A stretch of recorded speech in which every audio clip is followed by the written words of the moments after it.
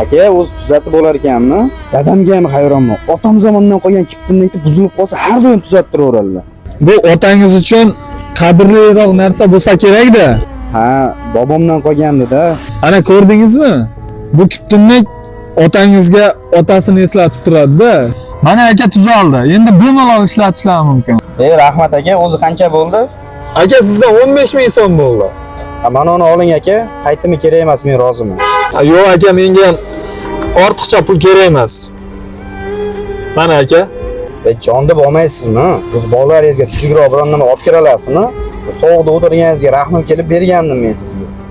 Aka, men oilamni o'zimni peshana terim bilan boqaman. Birovni bergan sadaqasi bilan emas. Ja qo'lingiz ochiq, saxiy inson bo'lsangiz, boquvchi oilalar bor, yetim yesirlari bor. O'shalarga bering aka. Meni Xudoga shukr, turmushim sog'. Oilamni o'zimni kuchim bilan boqaveraman. Mana pulingizni olib qo'ying. Aka, uzr. Qilayotgan ishingizga qarab sizni mensimagan ekanman. Haqiqiy erkak ekansiz. Shuning uchun aytsa kerak-da, erkakligi millionlab pul topishida emas, balki halol peshana terisi bilan oilasini boqishida ekan. Gap yo'q aka, omadingizni bersin. Rahmat.